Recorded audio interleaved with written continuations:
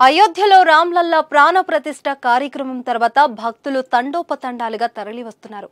మంగళవారం నుంచి అశేష భక్తజనంతో అయోధ్య ఆలయం కిటకిటలాడుతుంది. ఎటు చూసినా రామ భక్తులే కనిపిస్తున్నారు. ఆ బాలరాముడిని దర్శనం చేసుకునేందుకు పోటీ పడుతున్నారు. అయోధ్య పురవీధులన్నీ రామనామస్మరణతో మారుమోగిపోతున్నాయి.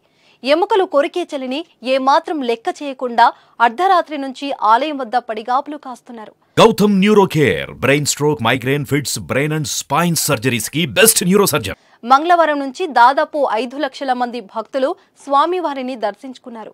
అయోధ్య ఆలయం వద్ద నిన్నటి పరిస్థితియే నేడు కూడా కనిపిస్తుంది. ఇసుకేస్తే రాలనంత జనం ఆ బాలరాముడిని దర్శించుకునేందుకు అయోధ్యకు చేరుకున్నారు. దేశవ్యాప్తంగా వివిధ రాష్ట్రాల నుంచి వచ్చిన భక్తులు పవిత్ర సరియు నదిలో స్నానాలు చేసి రాములవారి దర్శనానికి వెళ్తున్నారు. ఉదయం 7 గంటల నుంచి బాలరాముడి దర్శనం ప్రారంభమైంది.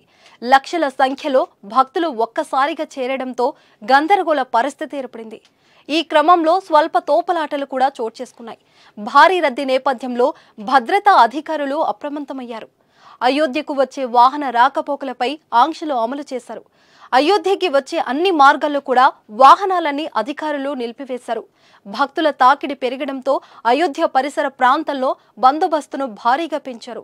ఎక్కడ అవాంఛనీయ సంఘటనలు చోటు చేసుకోకుండా పోలీసులు యంత్రాంగం సీసీటీవీల ద్వారా ప్రత్యేక పర్యవేక్షణ నిర్వహిస్తున్నారు. అధిక రద్దీ నేపథ్యంలో దర్శన సమయాన్ని పొడిగించే ఆలోచన చేస్తున్నట్లు తెలుస్తుంది. ప్రస్తుతం రోజుల్లో 2 విడతల్లో అయోధ్యలో బాలరాముడు దర్శనాన్ని కల్పిస్తున్నారు. ఉదయం 7 గంటల నుంచి 11 గంటల 30 నిమిషాల వరకు తొలి దశ దర్శనం, ఆ తర్వాత మధ్యాహ్నం 2 గంటల నుంచి సాయంత్రం 6 గంటల 30 నిమిషాల వరకు బాలరాముడి దర్శించుకునేందుకు అవకాశం కల్పించారు. ఇదే విధంగా భక్తుల రద్దీ ఉంటే స్వామివారి దర్శన సమయాన్ని పొడిగించాలని ఆలయ ట్రస్ట్ యోచిస్తుంది. భారీ రద్దు నేపథ్యంలో తగిన ఏర్పాట్లు చేయాలని భక్తులు కోరుతున్నారు. క్యూ లైన్లు లేకపోవడంతో తోపులాటలు చోటు చేసుకుంటున్నాయని వాపోతున్నారు. అందరికీ అయోధ్య రాముడి దర్శనం అవుతుందని భక్తులు సమన్వయం పాటించాలని విజ్ఞప్తి చేస్తున్నారు. అలాగే వృద్ధులు, దివ్యాంగులు 2 వారాల తర్వాత అయోధ్యకు వచ్చే విధంగా ప్లాన్ చేసుకోవాలని సూచిస్తున్నారు.